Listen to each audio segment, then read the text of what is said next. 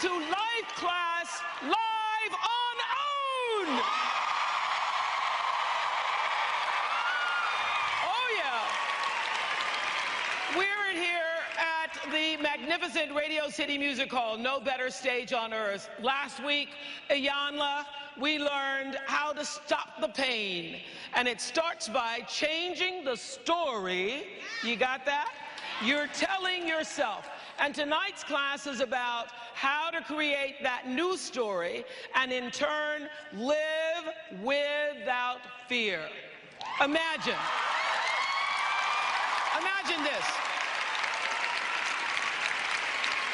There are 5,400 life classers just here in Radio City.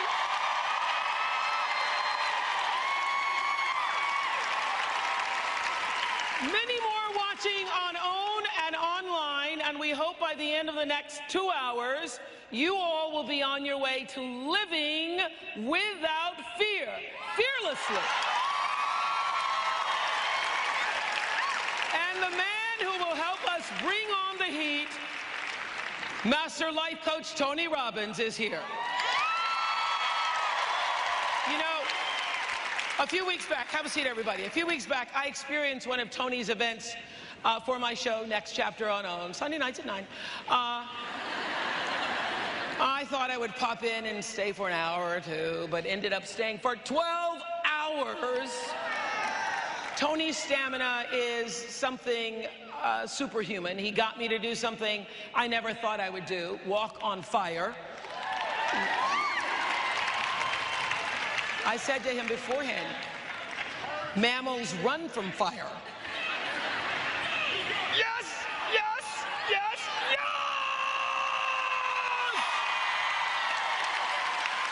So in the beginning I was terrified. And recently my friend Gail went to Tony's seminar this week because she saw that on Next Chapter. And he got Gail to walk on fire too.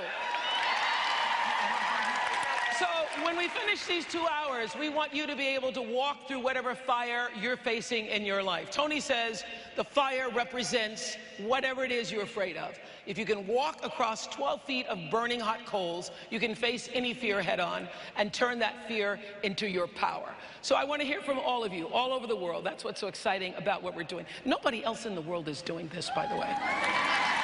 Nobody else in the world is talking to people all around the world. So I want you to post your answers on Facebook. What are you afraid of? What are you afraid of? Post your answers on Facebook and Twitter right now.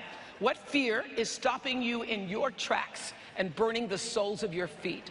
What if conquering that fear, whatever it is, that keeps you from being what the Creator intended for you? What if you could unleash everything great in your life? Would you do it? Would you say yes to that? And are you willing to try? Can I get a yes? Okay, so the first step is finding out where that fear comes from. It starts, as we heard last week with Iyanla, with the story that you're telling yourself. I've said it before, we become what we believe. You don't become what you wish for or what you want. You become what you really believe in your heart you deserve and you're worthy of. That's the reason I've been able, I believe, to accomplish what I have in the world. It's because I did not believe what I was told about being poor and black and female in Mississippi in 1954.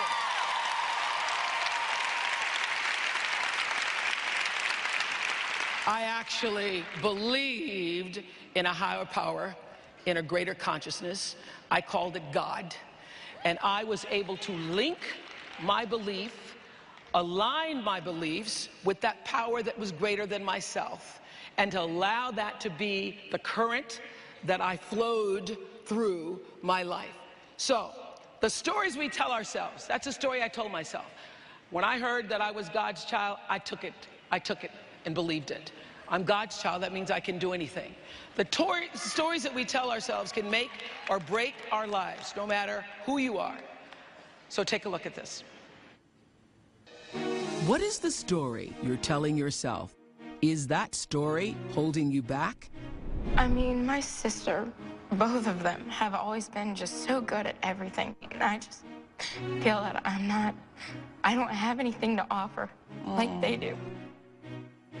I realized there was one thought, one belief that was keeping me back and holding me back. And the belief is, your life is small and insignificant. Your past can shape your beliefs, fuel your fears, and block you from true happiness. I've often met people who are terrified, you know, in a straitjacket of their own making, because they'd rather do anything than fail. They don't want to try for fear of failing. You can overcome the fear. Fear, that's the only thing that stops people in their lives. And how do you get them in a second to split from stop by fear to moving forward? And whenever you conquer any kind of fear, there's euphoria because there's a freedom that comes from it. So you believe that anybody who has the courage, because that's the key, is having the courage to and the willingness to be homeless, right, and come out of it. And then also recognize that the difficult times don't define you or limit you as to what you can be. It's just for the moment. This is just a passing thing. When I'm afraid of something, I embrace it.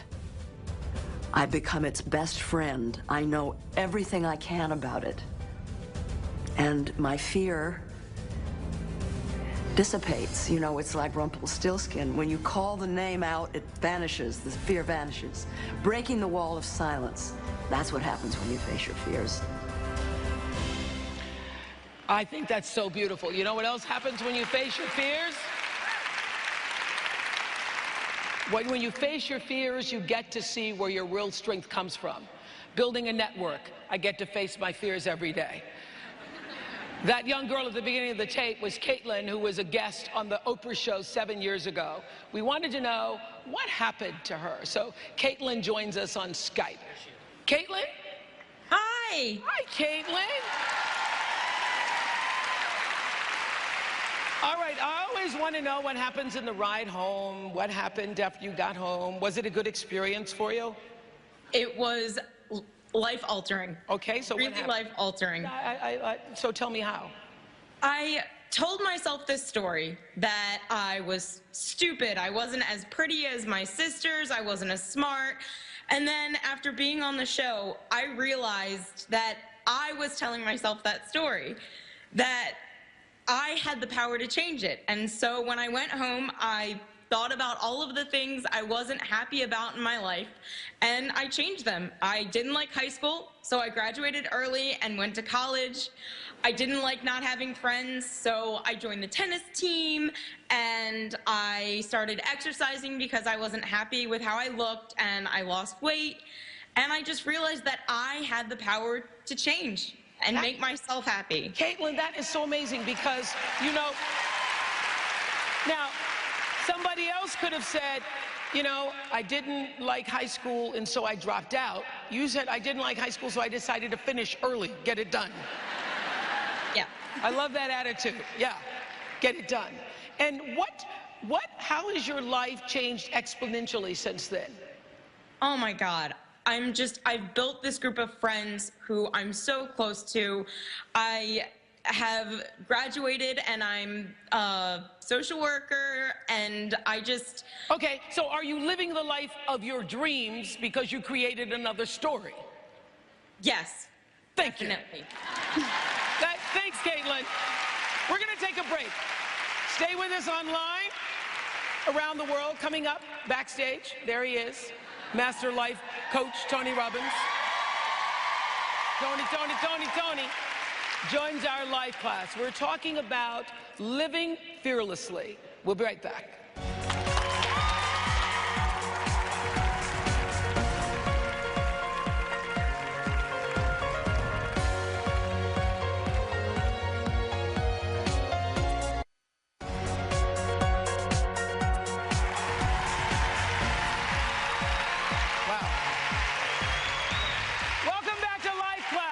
We're live in New York City at Radio City Music Hall, right in the heart of Manhattan.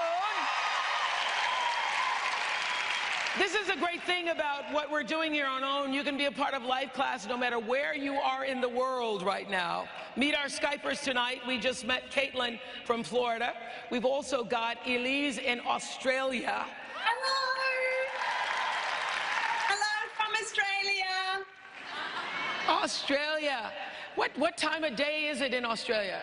It's already 10:15 a.m. Tomorrow. Tomorrow, yes, Tuesday, 10:15 a.m. Okay. Andy in England, what time is it there, Andy? 1:15 a.m. 1:15 a.m. Michelle from Georgia, we know what time it is down there in Georgia. Hi, Michelle. And, Hi. And Olga from Russia, what time is it in Russia? Well. Okay. Welcome to all of you. And joining us again this week are 6 women from the Rockville Correctional Facility in Indiana. Hey, ladies. Okay, everybody, get on your feet. Tonight is all about no fear. Say it with me. Here we go. Roll it. Master life coach Tony Robbins' energy is unstoppable. He's a force of nature. He rolls into every room like thunder. Come on! You will feel it in your bones. Books, DVDs, audio tapes, over 50 million sold. A social media giant. He went from speaking in hotel conference rooms to packing stadiums around the world. Tony empowers millions of people to confront their fears and take charge of their lives. Do not quit on yourself. Let's go. Take the hill. Wow. A true catalyst for change. Thank you. You got it. You got it. You got it. You got it. You got it. You got it. Are you ready for a breakthrough? Please welcome Tony Robbins.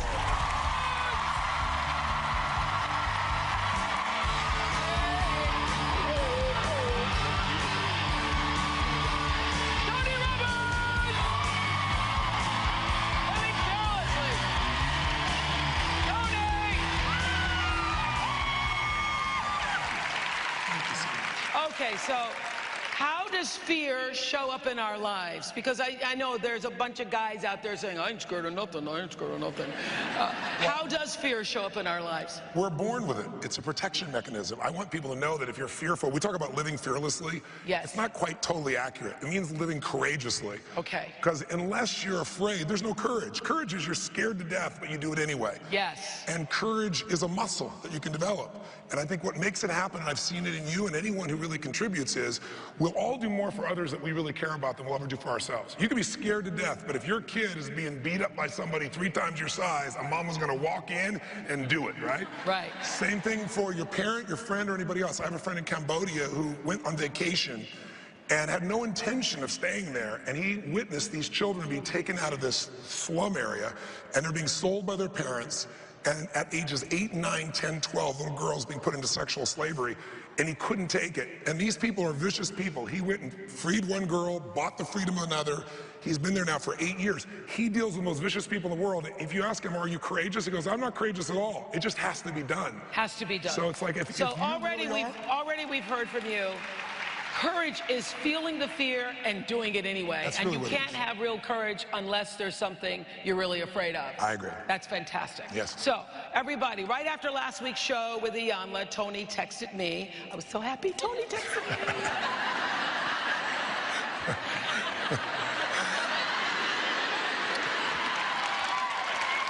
I just got a text. And he was texting me, actually, about our guest, Steve. Remember standing up for Steve? Standing with Steve. Steve is a father who says that he is 10 years sober but barely hanging on. To support Steve, to support him, we had a moment that moved thousands of you when we were in St. Louis and became a worldwide trend online. Take a look at this. I was using drugs and alcohol for over 20 years. Here I am, 48 years old. I don't have a steady job. I don't have a car, and I'm living with my daughter. And I've lost everything. At times, I feel like I was happier when I was using. I feel more pain in sobriety.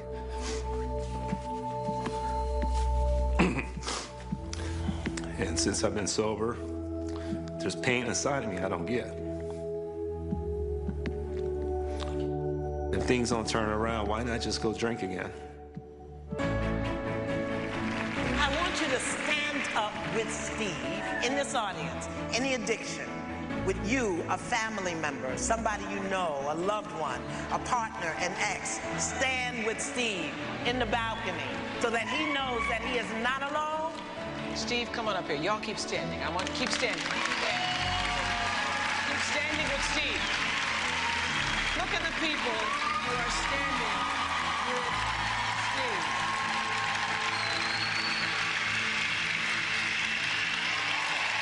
Wow. That was a powerful moment last week. And Tony was watching the show last week, and he texted me because he said, it's wonderful that everybody was standing with Steve, but Steve is going to have, obviously, you all know, this is about a breakthrough moment and then creating a strategy for your life so that you can continue to stand for yourself. So Tony was saying, I want to help him. I said, Tony, I already told Steve he was going to come see you. But it makes a really important point. It was such a beautiful moment. We're all moved by it. I've been homeless myself, so I know what that feeling is like where you feel like somebody cares about you. But my concern was, oftentimes that becomes a new high, and unless you develop standing up for yourself, right, it doesn't last, because we're all going to go away at some stage. Right. And we've seen this happen so many times, where everybody means well, and there's this enthusiasm and energy. See, everybody has the fear that we're not enough, that we're not worth enough, that we're not strong enough, smart enough, rich enough, happy enough, young enough, old enough, whatever, and we're all afraid if we're not enough, we won't be loved. Yeah. And so our solution to that is to come up with basically one of two things: a way to solve it, and come up with a story of our life like you have, where you've somehow overcome it no matter what, or we come up with a story why our life is this way and it's not my fault. And that's the story that really destroys us. And I want to make sure Steve, walking out of that, didn't just walk out with enthusiasm, but walked out with skills. And that's why we invited him. So Steve is back tonight. After 4 days, he spent 4 days at Tony's workshop event this week. Stand up, Steve. Stand up. It's Steve.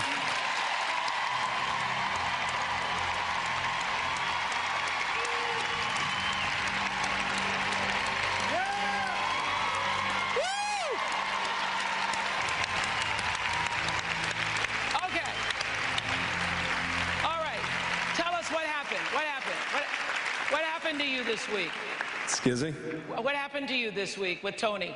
First of all, you got to do it right. Yes! Yes! Yes! Yes! Tony's absolutely amazing.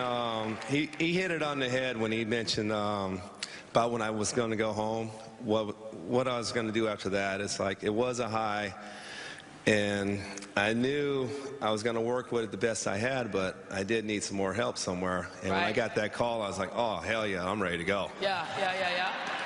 So what was the breakthrough?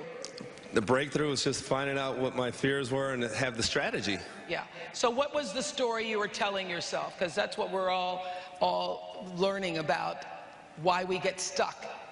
We're stuck in our stories. In layman's terms, I was no good. I was beating myself up. I couldn't accomplish anything. I was just no good. Yeah.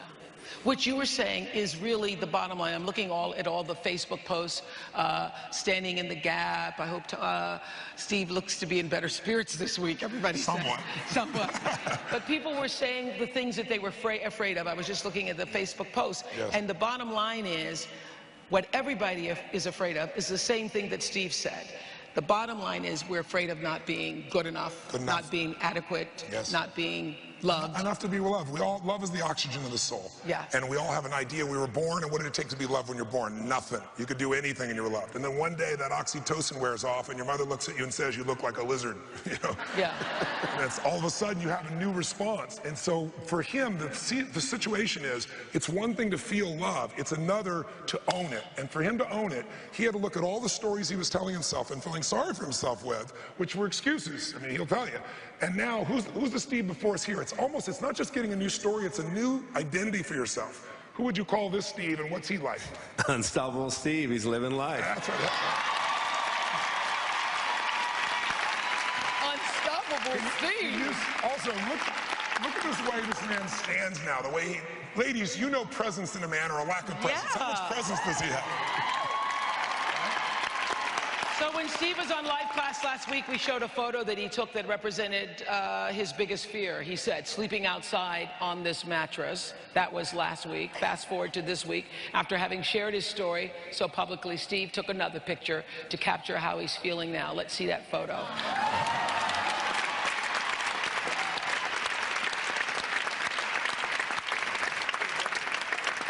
That's fantastic. So that's what we want. We want all of you who are watching on OWN, around the world, on Facebook, on Oprah.com.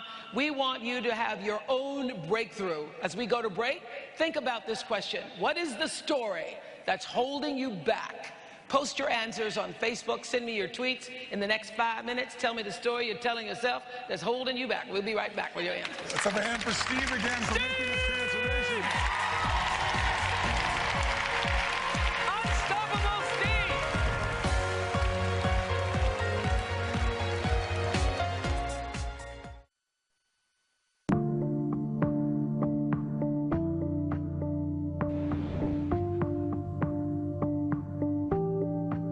The story that I tell myself is that I'm not deserving of love. I feel kind of hopeless, like this is a cycle that I'm going to keep on reliving that I might never get out of. The story that I tell myself is that I'm a coward.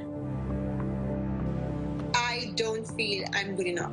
My story is that I do feel that I'm a failure. The story that I tell myself is that I'm unworthy of success. Well, the story I tell myself is I won't make it. I'm afraid that it's gonna take forever to lose the weight. I'm afraid that, my weight will cause me to get sick. We're talking about living fearlessly with Tony Robbins. That was Marie Edmond, who's with me now. What does it feel like to say that out loud?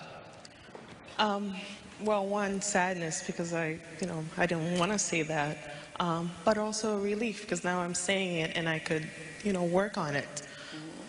I think sadness, because I look at it and I know I could do more. I push my kids to do so much, but then for myself, I always have difficulty.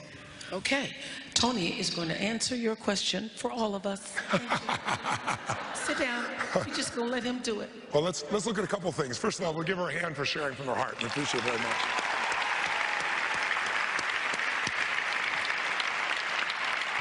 There's so much talk about story here, and every one of us have stories. We're storytellers. It's the way human beings operate. The question is, your story empowering you or disempowering you? And interestingly enough, if you want to figure out what's holding you back, it's rarely the fear, because fear is something you feel for the moment. But when you tell the story, you build the fear into something that lasts. It has a basis. It has a reason to stay.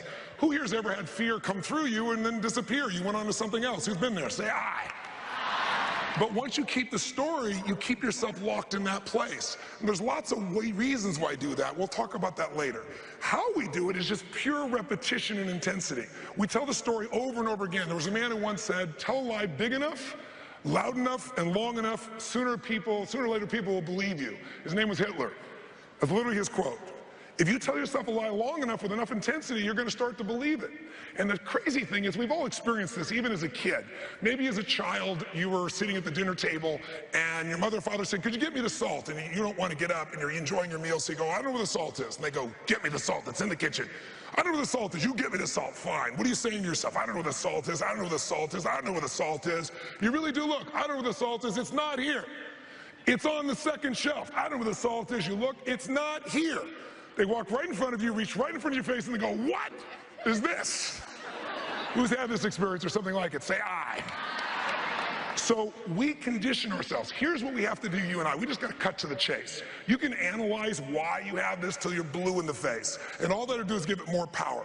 What you have to understand is this is the enemy. The story that disempowers you destroys your life and destroys your kid's life or your friend's life because it affects everybody around you. So there's only one solution I know of, and it's called divorce your story. Most of you understand divorce. This would be the one divorce that would be a good one. Because think about it, it's like a relationship that doesn't serve you, that you're staying in. You know it's beating you down. The only problem is it's you telling that same story just out of habit over and over again. You have to draw the line. Oprah and I were talking about this at one of my seminars, and I said, you know, human beings, as long as there's a way out, we kind of take the way out. But if you're going to go take the island and there's people trying to stop you, the only way you're going to really take the island is if you burn the frickin' boats, if there's no way to retreat, if you cut off any possibility, and that's really what you got to do. But here's the challenge. The challenge is the beauty of the sisterhood you have here, all over the world. Sisterhood is femininity. Femininity, when it's shared, it's affirmation. You affirm each other. It's what makes somebody a beautiful mother, for example. You're always affirming the child. But affirmation does not work for creating a change over fears. You need to be challenged. And most of you are not good at that with your best friends. Because, look, most heterosexual guys don't usually go, how's my butt look in these pants? What do you think? He goes, what the hell's the matter with you? It looks like hell. Get the heck out of here, right? But ladies are, you have a nice, no, you have a nicer butt. No, you do, no, you do. You're always affirming each other, supporting each other. How many of you with this say I? So do you know what the worst thing that could ever happen is two people who love each other, you and your best friend, if one of you isn't in great shape and you're going to go and try and get yourself in shape, worst thing you could ever do. Why? Because you're going to commit to this big program, you're going to start it together with a sisterhood, and then one day one of you is going to be beat up, tired, you're going to take the kids to school, you got to do something in your life, and you go, man, I'm just so tired this morning, I just can't do it, and they're going to, I understand, I totally do, and the next thing you know, you're at Starbucks having a smoke, whatever you're having, right? And you're talking about, well, we'll do it next time. So you really have to step out of the sisterhood and find somebody in your sisterhood who's mastered this area, whatever it is. Because otherwise, you'll affirm each other, make you feel good, and you don't have to change. What I did with Steve was, I didn't let him. He even admitted to me. He goes, it's like a drug, that feeling I felt that day. It was like a high with everybody clapping for me, but then I was scared just like a high. Where do I go from here? What I really did with him is get to challenge him and get him to see the truth and stop telling the old story and own a new one. Here's all you need, 3 things. If you want to jot them down, it'd be worth jotting down or lock in your head. If you're going to succeed in anything, if you're going to take things to another level, if you're going to have a breakthrough, I don't care if it's in a relationship, or it's in your career, or it's in your body, or it's in your level of happiness, or your finances. There's 3 things that affect your success or failure in anything at the most basic level. You need strategies. You need to know, how do I get this done, right? How do I make this shift? How do I make this money? How do I turn this around? How do I lose this weight? How do I make a difference with my kids? There's a how-to. And I spent most of my life looking for the strategies that are proven, stuff that gets you the quickest results in the shortest period of time with the most enjoyment and the least amount of pain. But let's take one of the things that affects most of the planet, at least in North America. More of us today are overweight than ever more, and so are our kids. We're not taking care of our kids. We've got, what, almost 300% larger kids than we did 20 years ago. I mean, there's massive growth in weight. All of us are. We're looking at now at 1/3 of us are obese. And that's not a judgment. It's just about there's something that's changed. Is our problem a lack of strategies on how to be able to lose weight? Sometimes people don't know what to do, I agree. But where can you find the strategies to turn your life around physically, to get fit, to get strong, to get alive? Where are they available? If you and I walk outside of this building, within 6 blocks, there's 6 gyms. We don't have to go to this building. We pick out your phone, and there's a million articles. There's coaches you could hire. There's courses you go to. It's not a strategy problem. The real problem is you're missing the second thing you need. You need the right story. Because if your story is a lousy story, you'll never find the strategy or you'll never use it. So if your story is, yeah, that's all great, but I'm big boned, you're not going to do anything. Right? If your story is, I've tried what? I've tried what? If that's your story, have you tried? When people tell me I've tried everything, I say, name the things you've tried. Well, I've tried millions of things. Name them. Well, tens of thousands. Name them. Well, thousands. Name them. Well, these 3 things that don't work, I keep doing. Right? But when you say I've tried everything, then there's no reason for you to look or apply, right? So the story, and same thing in a relationship. You can take any subject. How to make a relationship work. There are people that have passionate relationships. I would die for my wife. I'm not saying that because this is filled with women. I say to her, I worship this woman. She's the greatest gift of my life. And she shifted everything for me. But I never would have found her if my story was all women are a certain way, or I can't have it, or it's just not going to happen. And I had that story for a long time, and that's why I didn't have her in my life. If you've got a story about relationships, it's stopping you from finding what's going to bring that relationship to you. So you've got to change the story, the belief system. And the way you do it is you divorce it and you come up with a new one. But that sounds easy. But when you're in your story, it's hard, isn't it? Because you said it so many times. It almost has a life of its own. So you need the third element. You need a quality state. You need a different state of mind. Because the state you're in will determine your story. Do you ever notice when you're really, really angry with somebody, suddenly you can remember every story of anything they've ever done that's upset you? Do you ever know when you're totally in love with somebody, what can they do wrong when you're totally in love with somebody? By the way, what's wrong in your life when you're totally in love? Make the sound if you would, and if you're at home, you can do it too. Make the sound of what it's like when you're head over heels in love. Just make a sound for that if you would for me. Go for it. Some of you have not been in love for a while, I can tell. Let's try it again. Make the sound of head over heels in love, ladies. Come on. When you're in that state, what's wrong in your life? What's wrong? Nothing. And when you're in that state with somebody, what will you do for somebody you're in love with? What will you do? Anything. If they say, would you take out the trash? You go, take out the trash. Of course, right? But after 7 days, 7 weeks, 7 months, 70 years, at some point, some of you change the story. And you're in a lousy state, and they go, would you take out the trash? I go, take out the trash. What do I look like? You're a janitor. I don't know why we don't have passion like we used to. So is it true we get in habits of the states we're in? You bet we do. It's easy to get in a habit of being pissy or angry or sad or feeling depressed. And here's the worst part. It feels terrible, but you've gone there so often, it's home for you. Meaning, it's comfortable because you know it. And you got to break out of that. So you can break out of it in the most simple ways. Before we started on the air today, you ladies know, I showed you the fastest way to change your state is a radical change in the way you move. Because the emotion is what creates motion. Fear is physical, so is courage, so is energy. And if you want to know the simple solution to fear, there's only one: massive action. But you're only going to do that if you put yourself in a stronger state. Now, one state is just a sense of certainty. Would you just step up for 1 second if you're at home as well as here? Stand up just for a second. And just shake your body out just for a second. You've been sitting down a little bit. And let's try something right now, just instinctively. Where does somebody's body go? If I said there was a depressed person behind this little curtain over here, and I gave you a $100,000 donation to your favorite charity, if you could describe their body, not what's in their mind, just the way they're standing, what would you say their posture's like if they're depressed? You tell me. Slumped. Where's their head? Breathing full or shallow? Are they talking really loud or more quiet? Talking fast or slow? Are their gestures like punctuated or are they more monotone? Now, how come you know this? Because you've probably, haven't you? Right? So the bottom line is, you have to be able to shift yourself. And I want you to try something. You said. Did I say that? Miss Oprah, I think you said more than that in front of the fire.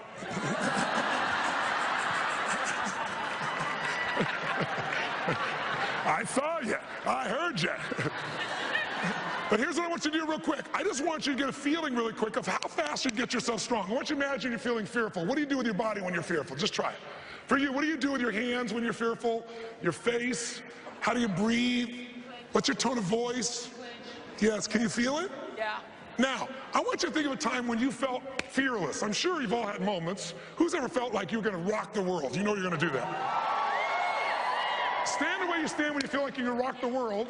Breathe the way you breathe, you're going to rock the world. Put that look on your face and your eyes like when you're going to rock the world. If you can feel it, say yes. I want you to use this word as a trigger. Say yes. Say it again stronger.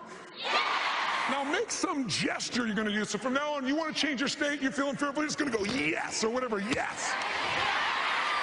Do something really crazy that really changes you. Try it again. Something, yes. This is not a good move if you're a breast. I don't recommend it. Right? How many got something that feels strong right now? Say I. We have to go to break. More learning to live fearlessly with Tony Robbins when we come back. Stay with us online. Keep it up, Tony.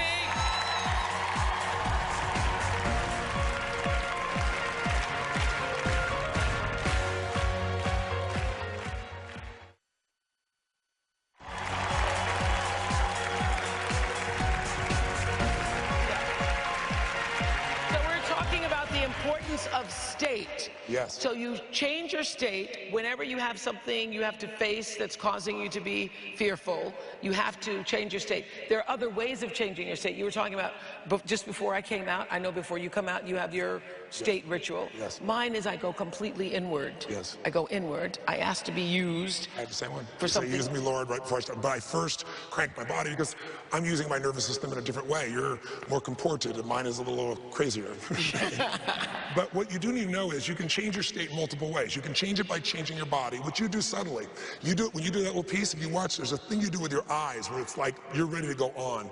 But also you can do it really simply by way of what you focus on. If you focus on what you're afraid of, it's going to put you in a lousy state. If you see what you want to accomplish, obviously it's going to put you in a better state. Athletes do it all the time. Athletes do it, professional comedians do it. They have a way to get themselves ready, a little rhythm.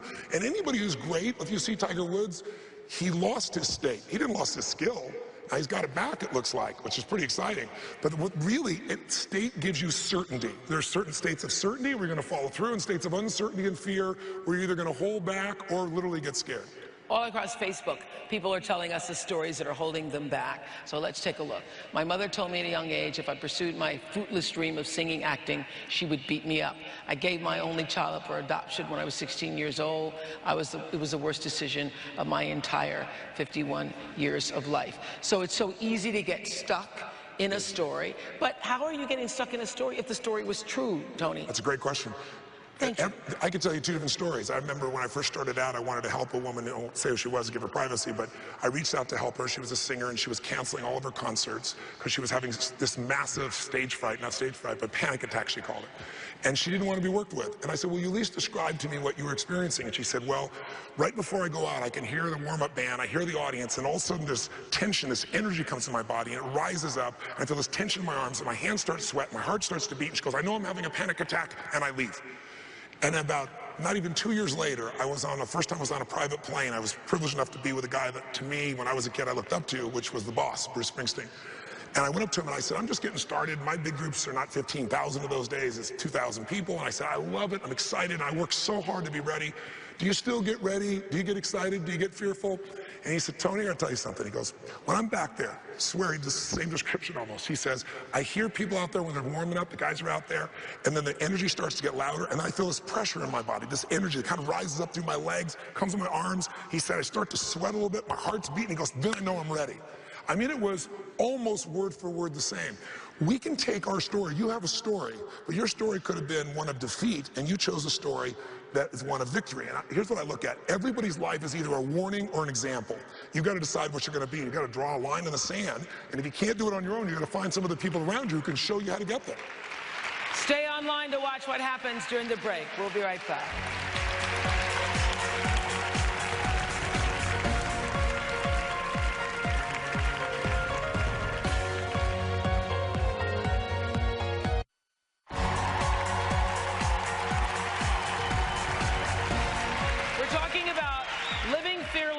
On tonight's life class, Tony has said you need a strategy, you need to change your state and your story. And you were saying if you can change your state, we're all like now in a different state, different ways to get in different states. Yes. If you don't change your state and your story, then you go right back. You will. It won't matter what the strategy is. When you're in a state, there's a window, an opportunity for you that moment to make some new decisions, to break through.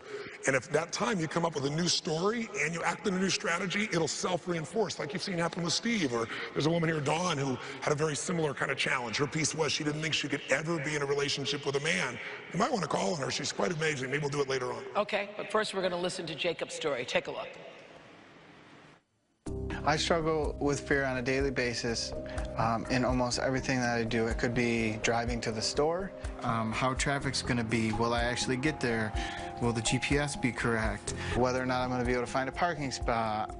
It could be as simple as making sure that my bills are paid on time. I don't like surprises. I don't like things that I don't know about happening.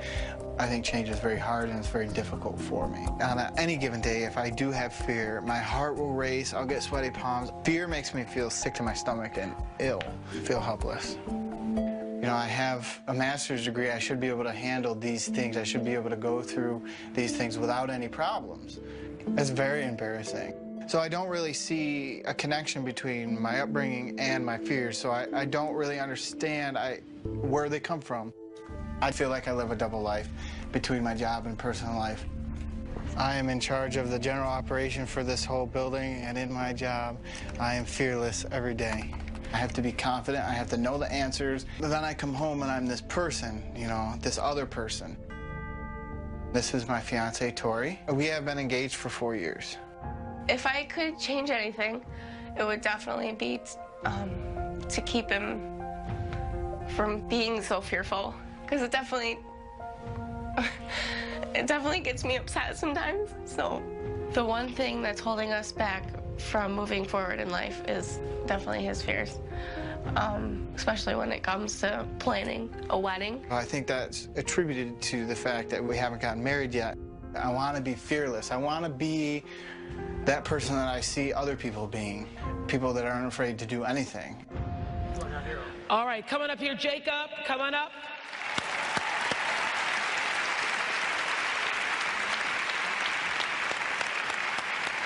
Nice to meet you. Nice to see you. Take the chair. All right. Go for it, Mr. Robbins. Jacob, you say you're fearful all the time. And yet, one of the things I mentioned here earlier is we all have states that are different than that. The person that's been running you is fearful a good deal of the time. But when you get up to the residence hall, you take charge, don't you? Yeah. When at work, I have to be in charge, because if I'm not, there's nobody else to do it. That's right. You know, you are a first responder, you are somebody's parent, you can be a counselor, you could be the person mopping the floors, and when I need to do that, I have to do that. So I want you all to hear this. When he has to, remember I said if there's something you're doing just for yourself, you only go so far. But when other people are on the line, this man shows up. And all of a sudden the fear goes away. Is that true? Right. You also did it by proposing to your fiancée, because I understand you had to go get a credit card and usually you'd be freaking out about that, and you did that too, right? It was an interesting experience when I bought the ring, because I literally just one day decided to go. And I don't really know what overcame me, but I just went and did it. That's right. And that part, that went and did it piece, stand up. That went and did it guy is already inside you. Here's what we all have to understand. There are many parts of ourselves. There's fearful parts of you, and they're never going to go away. So trying to fix yourself when you're not broken is wasting your time. You just need to find the part of yourself that just goes and does it. And it's already in him. Now, you also said you couldn't come to New York City, and you're here. I am here. Give him a hand for that, ladies and gentlemen. Yep. So why did you think you couldn't come to New York City? Because it's a foreign place. It is completely. Where do you live? Where do you live? I live in upstate New York, so it's the other New York. Oh, okay. But here's the truth. This is the unknown, right? Right. And so the unknown for him is what freaks him out. How many of us are freaked out by the unknown in a different way, right? But sometimes we're freaked out by the known also. What we're sure is not going to be, pleasant. It's going to be painful. So for you, there's a part of you that knows how to do this. When I say state, we need to name a state in you so you can own it. So I want you to do me a favor. Show me the guy. Walk over here and show me the guy. Just walk over towards me like the guy in the residence hall. How are you doing, the guy in the residence hall? What's your name? Jacob Gardner. Nice to meet you, Jacob. Are you in charge here? I am in charge here. Are you sure? I am sure. Okay, wow. Some certainty there. Now walk back there and show me the guy day to day who I might meet. Jacob Gardner. Jacob Gardner? No. You in charge? I am in charge. Yeah. Are you sure? Yeah, yes. Okay. Now watch this. Can I bring your lady up, beautiful Tori? Bring her out there. Let's have a handful.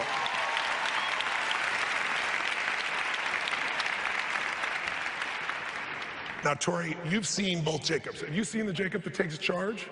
Oh, yeah. Are you attracted to him? Oh, yes. Oh, yes. How many of you ladies cannot stand a man who cannot make a decision? Make some noise. But when he makes it, you'll tell him he's wrong, won't you? Okay, good. So now here's what I want you to do. Why don't you come over here for a second? I want you to do me a favor. When you proposed to this woman, what state were you in? When you were in my powerful state. You're in your powerful state. Show me that state. That's good. No, don't drop. I'm just going to touch your shoulder. I'm just going to create a little association for him. Who is this guy that can propose to this woman and own her love? Do you know you own her love? Yes. Yes. Is it true? Yes. There's no question in your mind? No question. You're absolutely certain? I'm absolutely certain. Good. Then this guy who's certain of that, who can come propose to her, who can run the residency, give me a name for this guy. Strong Jacob. Strong Jacob. Okay, great. I want you right now, just notice what Strong Jacob does with his shoulders. I want you to notice too, because you're going to watch. Let's watch Strong Jacob, just hold a moment right here. Strong Jacob, hold on to yourself. Don't let him go. Because we have to take a break. It's live TV. Strong Jacob, stand right there. We'll continue online. We'll be right back.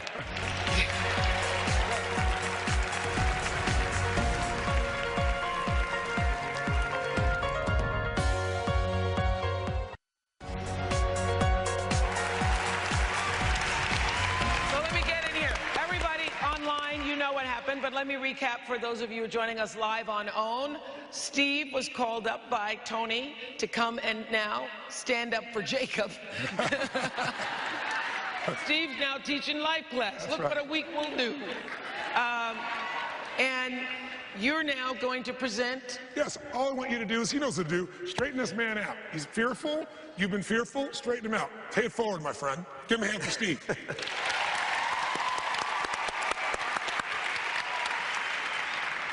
Basically, there's no need to be fearful. You have to take your mind out of that state. When you go in that state, you just got to find a way to get out of it like that. So one of the techniques we use is just when you're getting ready, when you're feeling fearful, find that way you can take yourself out by saying, yes, yes, yes. Go ahead and try it. Yes, yes, yes. I want you to do it. How does that feel? Good. I want you to do it. Bring it out from right here. Just, yes! Yes! Yes! Come on. Yes! Yes! Yes! General Jacob, ladies and gentlemen. Give him a high five. Here's what I want you to do. Thank you very much. Let me just take him for a quick second because we got live television only a few minutes. Thank you, Steve. Give a hand for Steve. You have the ability to do this. There's a part of you can do it. We're going to call him General Jacob. When I speak to General Jacob, I want to see what General Jacob looks like. General Jacob, are you there? Yes, I am. What do you do, General Jacob? What do you do for this man? What do you accomplish for him? What do you Everything. Everything. What can he do with you? Everything. Everything. Can he take charge of an entire residency? Yes. Can he propose to his woman? Yes. Can he make anything happen? Yes. Okay, who's that other crappy little guy that wanders around? Give me a name for that guy. Little Jacob. I want to know. Come over here, show me Little Jacob. How does Little Jacob stand? Show me. That's it. Look how Little Jacob stands. How does Little Jacob breathe? Shallow. Yeah. How does Little Jacob talk? Quiet. Can you hear the difference in his voice? Come over here, General Jacob. General Jacob. Now, General Jacob, how many can see the difference in this man? Now, in this state, what can you do, General Jacob? Everything. Everything. So I want you to take a look here, and I want you to look into this woman's eyes as General Jacob.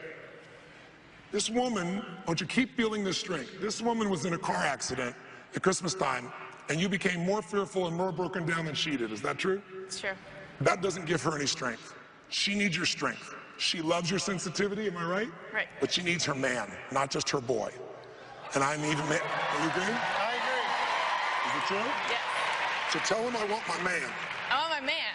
She wants her man. So is her man Little Jacob or General Jacob? General Jacob. She wants General Jacob.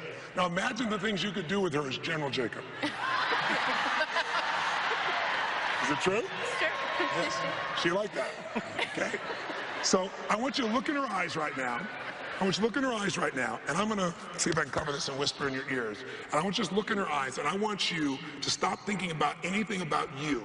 And all I want you to do is think about her. Look in her eyes.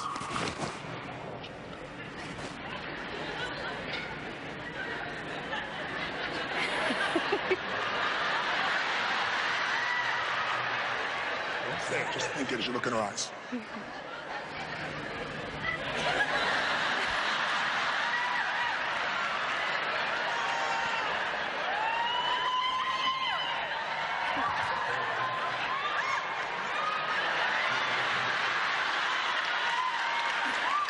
Look at her face.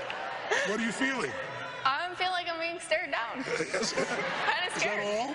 Just stare down? What are you feeling? A little scared. A little what? I don't know. Okay, well, look through her eyes again, and this time.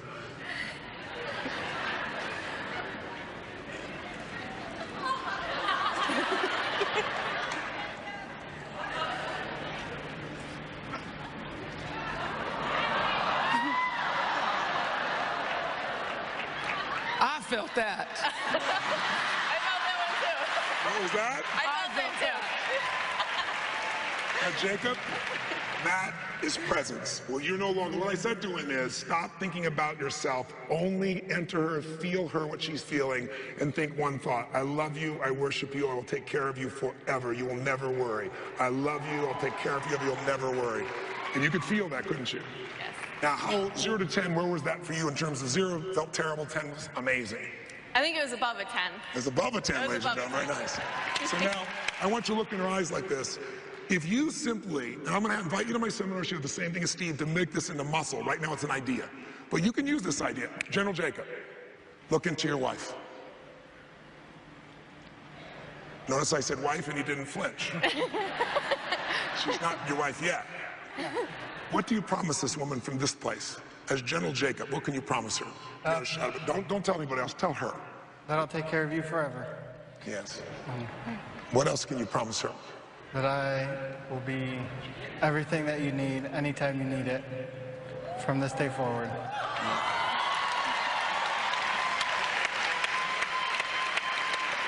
When will you marry this woman as General Jacob? As soon as possible. When will that be? Next month. Next month! Are you up for it? Next month. Next month. Are you ready for that? No, you're looking a little scared now. What's the deal here? Is that something that would work for you? Absolutely. Absolutely. And by the way, from this place, what kind of father can you be as General Jacob? The best father. Yes. What kind of husband can you be as General Jacob? The best husband. Yes. Yeah. Everything you've done for those residents, you did because you're such a good soul. You'll do more for others than yourself. The only problem is we're always afraid when we're ourselves. If I got up to speak and thought, how am I doing? I may be doing terrible, I don't care. I'm focused on how to serve those people. When you focus on serving, there is no fear in you. When you're focused on serving her, she felt her man, not her boy. There's nothing wrong with being a boy too. I'm sure she loves the boy in you. But she needs her man. And 4 years is a long frickin' time to wait for her man to show up. Has the man shown up? Yep. Then declare to her what's going to happen. From General Jacob, declare. I'm going to marry you. When? As soon as possible. Good for me. It's good enough. You got to let him know if you want him to or not. Sure. Sure? Sure. Wait. Do you want him to or not? Yes. Do you have fear that he won't stay strong? No. No. How come? Because you know what's inside? Because I know it's inside. That's great. So all you need to do from now on is when he goes to being the little boy, because we all do that. I'm a little boy too sometimes. You could say, I love my boy, but I need my general. You have to go to break. I'll be right back. That's great. Give him all a big hand. I love my boy, but I need my general.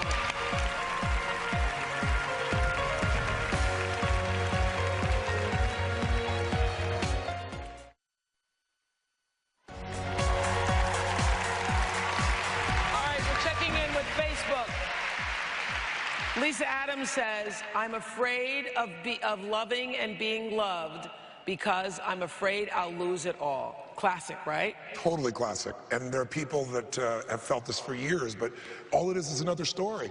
And I know that sounds overly simplistic, but there's a woman here named Dawn who wrote to you, and I brought her to the seminar this weekend, and for 20 years, well, maybe we can get her to share her story. Where's Dawn? Where are you, Dawn?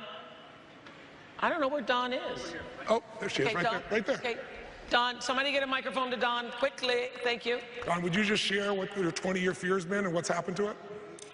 Well, I've had a fear for 20 years that I'm never going to get married. And this fear is just a stabbing fear. It's prevented me from enjoying life, and it's kept me in bad relationships for so long out of fear, and probably sabotaged good men because of this fear. Yes. And how did you change it? Because you wrote to Oprah, that's why we brought you the seminar. It was 20 years of it. How fast did it change, and what did you do? Like this, I went to the Tony Robbins event venue this weekend, and I walked on fire. Walking on fire is a metaphor. Don't practice it at home. Yeah. But no, walking on fire is a metaphor. So how did walking on fire change something that had kept you stuck for 20 years? Well, Tony talked about fear and dancing with your fear. I realized that fear, my fear, is so intense, such an intense feeling, that I could switch that feeling of fear to power, because it's the same intensity of feeling. That's right. So I turned that fear to power, which is actually faith. Yes. Power is faith. Fantastic. Thank you. Thank How do you feel now, just so people know? How do you feel about having a relationship now? What's that? How do you feel about having a relationship now? Oh, great. The fear is gone, and I don't know what happened, but when I walked across that fire, I knew that it was gone. You made the decision to put it aside. It wasn't I did. fire. I made the Fire was decision. just a metaphor. Give her a big hand. Beautiful. John, Michelle from Stone Mountain, Georgia on Skype has something to say. Michelle, I know you've been trying to get in here for a while. Go ahead. I was. Hi, Oprah. Hi, Tony. I just wanted to say that just watching Jacob transform right before my eyes is inspiring, and he has helped me to overcome my fear of failure in my real estate business. Good for you. Wow. There's a part of you, Michelle, just like every one of us, that's fearless. And all we have to do is make that part come out more often, like put that part in charge when we fit those tough times. You don't have to be fearless every moment, but that part of you. And you know one way you can do it? Find that emotional feeling, that state, that strength. And it's like, how do you make your dog your dog? You love it, you get to come to you, and you call it by name. And the same thing is true with these states. If you find these states where you're strong and give it a name to that state, and you call yourself to be in that state again and again, it'll be your state. It'll be your ability to create change, and you'll be able to do it literally in a heartbeat. It's literally just a habit is all you've got to do. Congratulations to you. Thank you. Thanks, Michelle. I'm looking at Facebook. Sharon Kennedy says, a fear of not living my life to the fullest, trying to reinvent myself, but not knowing where or how to do it. Yes. Well, you know, so many of our fears we put out because we want the fear so that we don't have to step into the unknown. Yeah. And so having an excuse, and it sounds horrible, but it is an excuse, and we've all done them. I've done them too. What it does is this, I've got this problem. It's bigger than I am. It's this huge challenge. And here's the truth. Here's how you're going to find out what your gifts are. You're going to get out there and start doing something. Yeah. You can't wait for the perfect situation. You got to go out and get around where it's better and let something hit you. Find something you love, people you love, and get out there and you'll discover it. But she's really not doing it because she's afraid to fail. She's afraid if I really go and say, this is my passion, and I don't succeed at it, then what's there to look forward to in my life? Wow. We're going to talk to Elise from Australia online during the break. We'll be right back.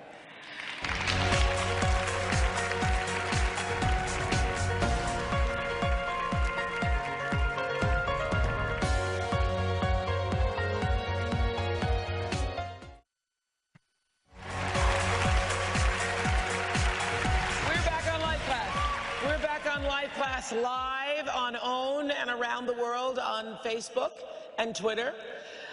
Take a look at Gail's story. I'm sure a lot of you will relate to this. Take a look. So this is the old me. I was naive, ambitious, and young. And I wanted to conquer the world. I'm a shell of this person. I feel like she had lots of dreams and thoughts, and a lot of them didn't come true. 13 years ago, when my business failed, I put everything in a box in my basement, and I really haven't looked at it ever since. The failure was, to me, so deep and so harsh. I felt like somebody had carved my heart out. I didn't even know where to go from there. It was such an immense failure. The story I keep telling myself is that I'm not really sure if I'm relevant anymore. What's inside this one? As a mom, you would hope that you could jump out of this amazing career and, you know, jump into the mommyhood and feel amazing. But really inside, what I'm saying is, this isn't all I was supposed to do, and I know it. It's hard to say that my kids aren't enough to fulfill me. Because as a mom, that's what we're supposed to feel. But it's not real. When I was running my business, I was who I wanted to be. And since that closed, I've been who everybody else needs me to be. So, where are you, Gail? Let me come down and visit you here. Give her a hand. It's Gail, ladies and gentlemen.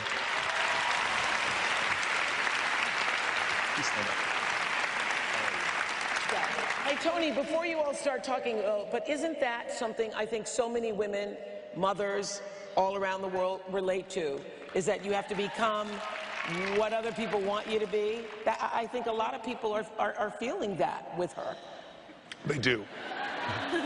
But I'm doing, or am I doing that woman thing where I'm affirming, like, it's okay, I understand. I saw the look you just gave me, so I know that's what it is. Okay. Thank you, Oprah. Go ahead.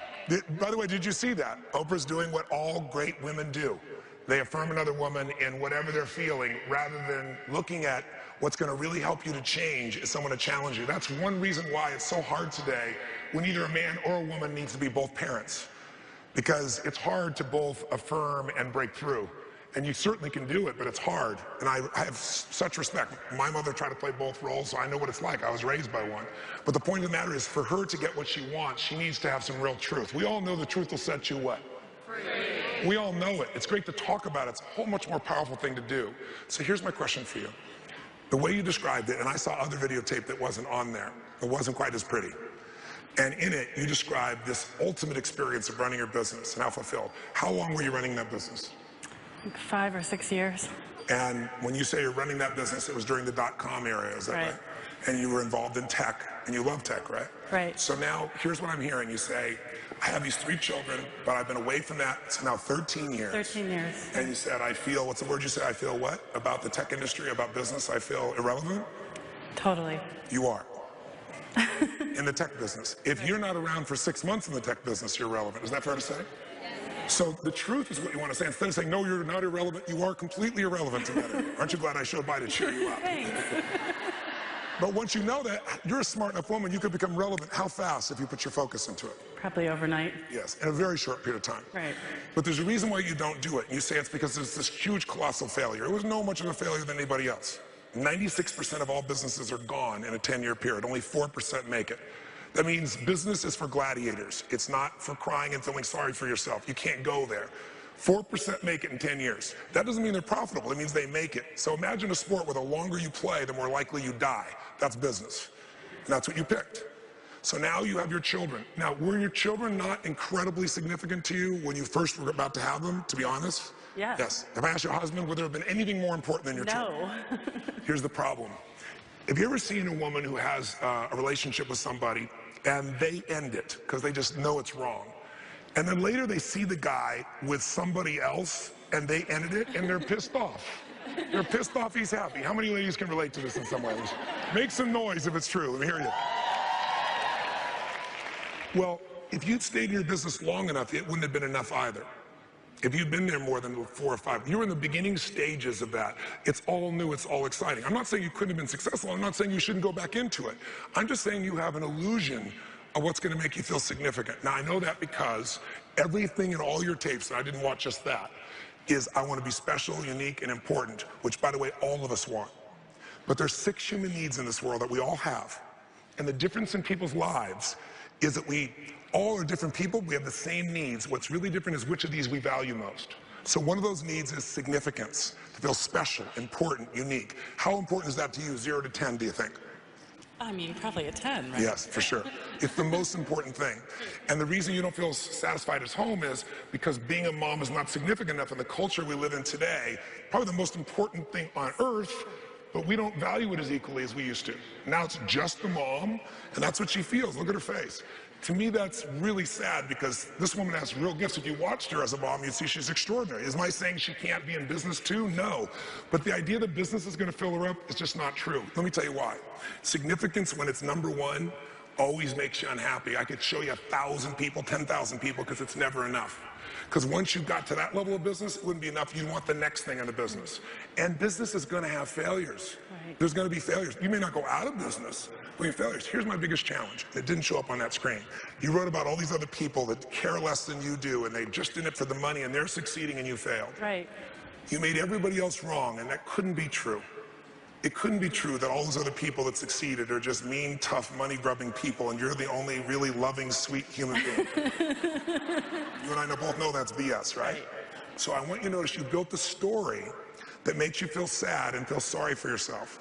What I was most concerned about, and am I allowed to communicate to you this way? Because I hope you know I'm coming from I've got a short time. I want to tell you the truth. I'm open. I see that, and I know you're strong too.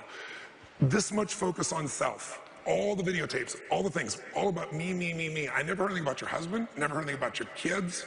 I know that heart of yours is beautiful, but you've gotten the habit of so much self-focus, that's why you're fearful. Whenever we spend all our time inside of ourselves, when you saw these people who've changed, if they're looking for something else, and you, I know, have a heart this big, I saw that too. You'd probably die for a customer. I need you to be able to die for your family, which I'm sure you would do too, but to start to see that as the most important job. Let me tell you what you really need. There's these other needs. Certainty. That's something you're missing. Certainty that I can make it happen. That lack of certainty is why you're not getting back in business, because you're plenty smart enough, that's obvious. But you're afraid, I don't want to feel those painful feelings again, right?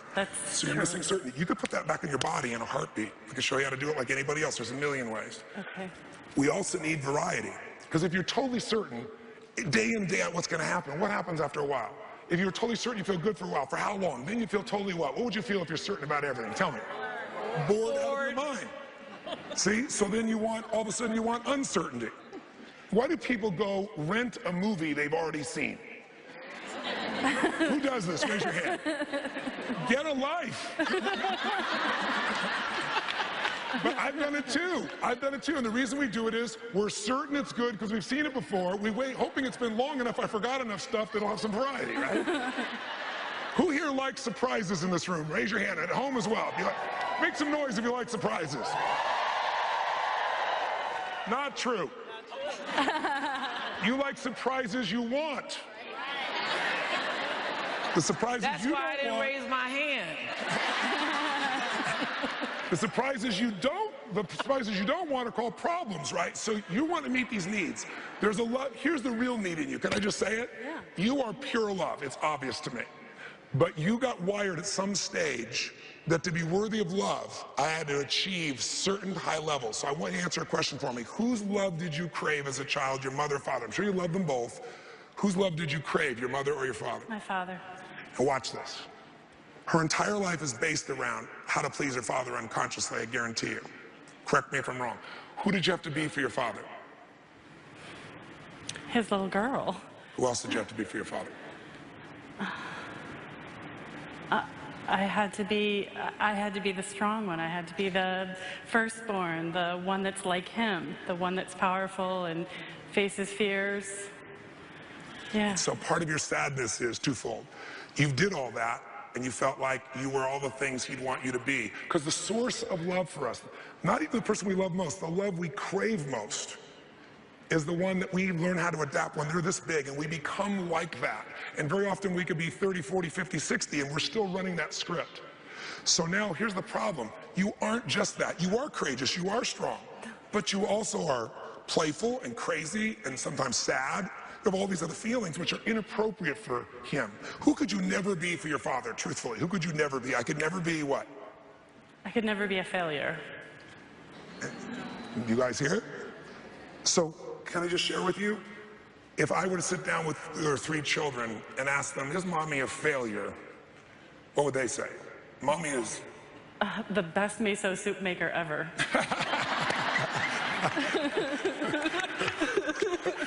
Maybe more than that too. Yeah, I'm sure.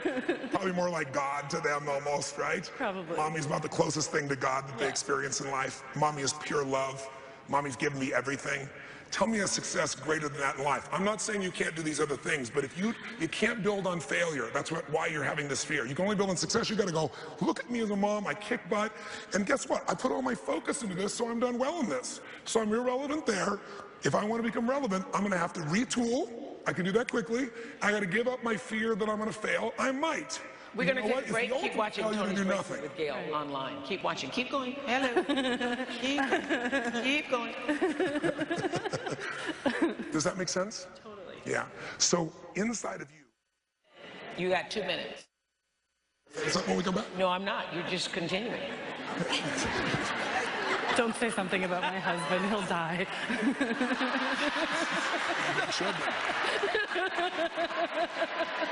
Okay. No. Okay, so are we on? Okay, so Tony. No. Hey, y'all. Yes. It was his. Okay, we're back on the air. We're back on the air. Live.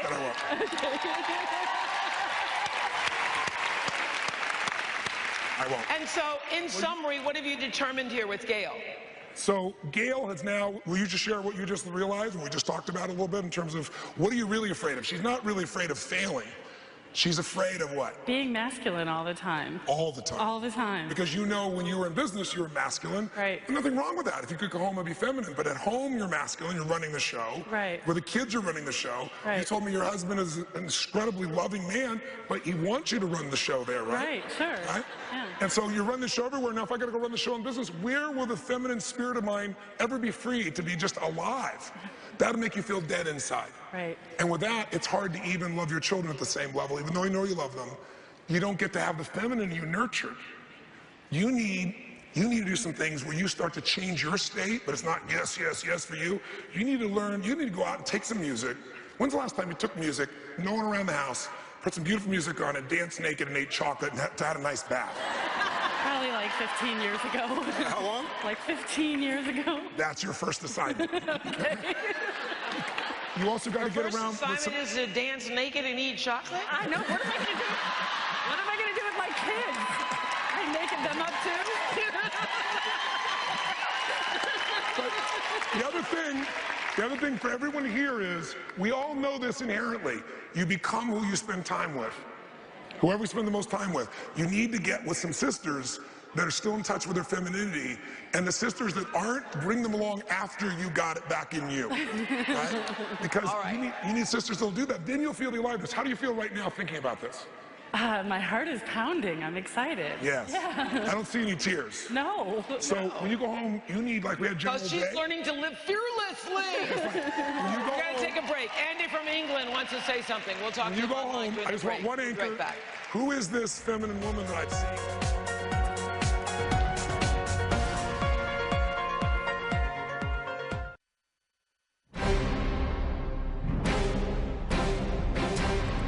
Tony Robbins has helped millions of people pull themselves up out of complete darkness.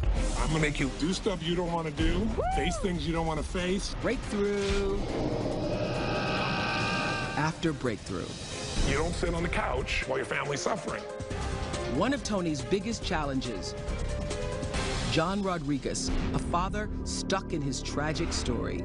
John's wife, Tanya, was shot and killed in a drive-by shooting. My life, you know, was just pulled from me. Lost my job, lost my home, and we all ended up homeless. His youngest son, Anthony, was there when it happened. My mom was shot and I was there. Every day is hard. Unemployed, living in a shelter with his 2 boys, and dangerously overweight, John says he gave up on his life. My dad was really depressed. All he does is sleep and sit around. I have to stay strong to keep an example for my little brother. I can do this thing. Tony worked with John and his boys for a grueling 30 days. The price of admission here is if you can't, then you must. Show me the way. All right? I'm ready. I'm going. That's it. I'm going. Let's do this. 1, 2, 3. This is your next step. They say it's the toughest climb you could possibly imagine. And at the top of that mountain's gonna be waiting for you, your boys. Cheer you on for those final steps, man. Do not quit on yourself. Let's go. Take the hill. I knew that my children were at the top of that hill. My goal was to be there, and there was nothing going to stop me. Coming around the corner, here he comes.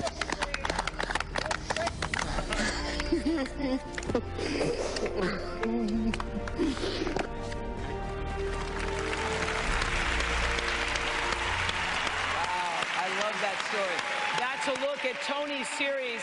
It's called Breakthrough, airing on OWN right after Life Class tonight. You'll see that full story.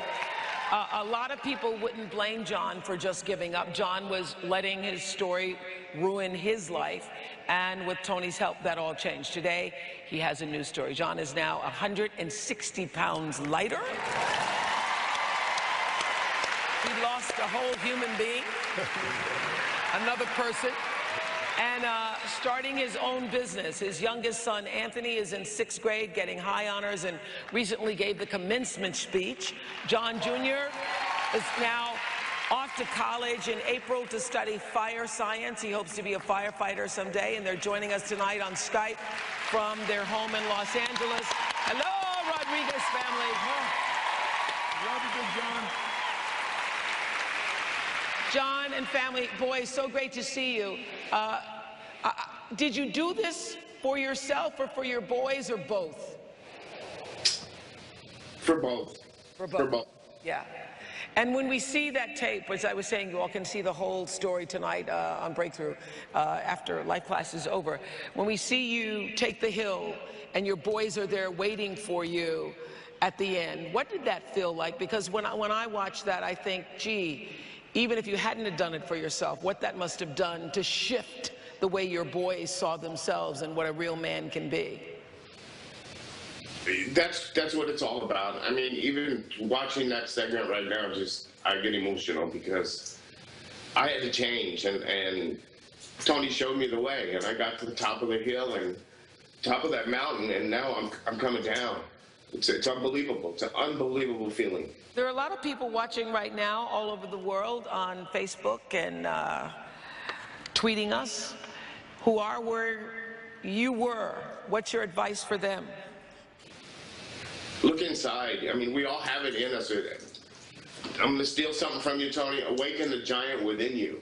And that's all it takes. I mean, we all have success. We just have to draw it out. Yeah.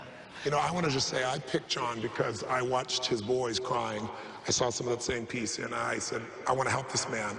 But I also picked him because I saw in him that he cared more for his boys, sincerely, that I knew that we could find the place in John where the answer was, and we're get past his fears. But I'll tell you, in the beginning, John, you were a tough monkey. And when I said, look, here's the price of admission. If you can't do something, then you must do it. You're going to go with the Marines. You're going to climb these mountains. He wasn't terribly excited. But, John, I have to say, you know how much I love you personally. This man has continued to grow way past those 30 days. He's not only lost 160 pounds. Tell him what you're doing for other people now. And I got to tell you, he's one of the most gracious, loving, beautiful men that I know. And I'm not exaggerating or understating in any way. You really are, John. What are you doing to help others now? Because he's paying it forward. It's all about paying forward. I mean, I'm helping people. I'm the go-to guy now, whereas before I was sheltered and held in, and now I'm the go-to guy when people are in crisis or in help. I have a very close friend of mine, Robert, who's lost over 20-some pounds just doing what I developed with my life and eating, and I'm paying forward. Paying it forward. Thank you, Rodriguez family. Thank you, guys. Anthony and John Jr., love you guys. You can see their entire story on Breakthrough right after Life Class tonight on OWN. We'll be right back. Be right back.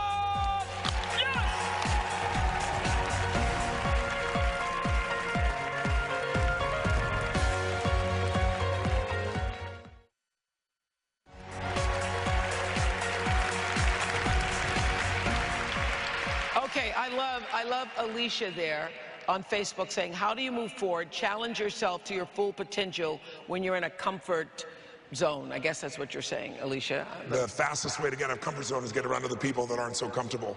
If you play a sport against someone who's worse than you are because they're your friend, your game's going down. You got to go play against somebody so much better that just to stay on the court with them, your game goes up. That's the game of life. That's the game of relationship. That's the game of everything. You're not going to get uncomfortable around other people that keep reaffirming you. You got to get people that won't affirm you. Yes. And here's what Because the first thing I wanted to do with her story was to affirm her. Well, my heart does the same thing, but my brain knows if I do that, she's not going to have the breakthrough. Not in this moment, maybe later on. And there's Did you have a breakthrough? I did. You had a breakthrough. Yes, Okay. no question. Yes. Oh, you're questioning me, woman? No, I'm not. No, I'm not. I will say, though, that for people that want to go to the next step, if you go to TonyRobbins.com/Oprah, we're going to do something we haven't done for anybody before. You can get my entire 30-day audio program, so you can listen while you're cleaning the house, working out, that type of thing, and try it for 30 days at no cost to you at all for anybody that's online here to make that thing happen. Wow. So where do we go again? TonyRobbins.com/Oprah. Okay, so the bottom line we're learning here, everybody, we've got this, right? And around the world, Skypers, if your story doesn't work for you, stop holding on to it. Divorce it. Divorce it. Marry the truth. Who's ready to divorce their story? And is it as simple as journaling, creating a new one, like making a new story for yourself? Like, it's really setting a vision, is it not? It is, but setting a new vision even if for you your set life. the new vision, you've said that old story so often, you literally got to ban it. It can't be a divorce where you go visit the guy regularly. It's got to be a divorce where you never speak again. I know that sounds harsh, but this one has to be that kind of divorce. You never speak again. And now you create the new story. And as you're building the new story, it's going to evolve. You start out with your first version. It doesn't have to be perfect. So what happens when those fears creep back into your head and it's like, oh, I don't know if I can. I don't know if I can. Those creeps will. And what you have to do then is two things. Have some people around you that aren't going to affirm you in, I know how hard it is. Yes. You need some people around you and say, you can, you know you can, I know you can, let's rock. The other piece is you got to be able to dance with fear. Fear shows up. What you got to know is it'll never go away. But when it comes up, you go, you know what? I'm a little afraid. So what? I'm still going to do it. The antidote that's what courage is. That's right. Courage. What we're really talking about, a fearless life is a courageous life. If you feel afraid and you get yourself to do it, that's a habit. The only solution to fear is massive action, not being in your head anymore. Just do something. Even if it's wrong, you can change it if it's wrong to something else. Do something. If you keep talking, I can't say thank you to you. Okay. Okay. Thank you, Tony Robbins, my fire-walking friend. What a night, New York City. Special thanks to Radio City Music Hall, all the daily life work for living fearlessly will be on Oprah.com. Next Monday night on Life Class, Bishop T.D. Jakes delivers a message of how we can all learn to live on purpose, and he's also our special guest next Sunday night on Next Chapter, Easter Sunday. Thank you, Tony. Yes! Yes! Yes!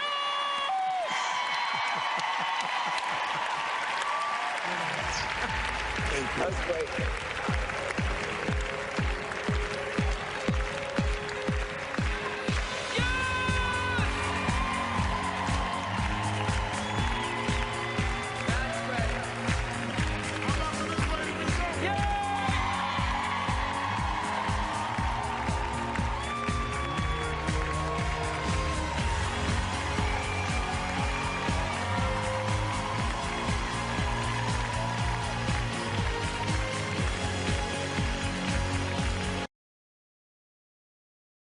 إن أعجبك الفيديو لا تنسى الإعجاب والاشتراك في القناة.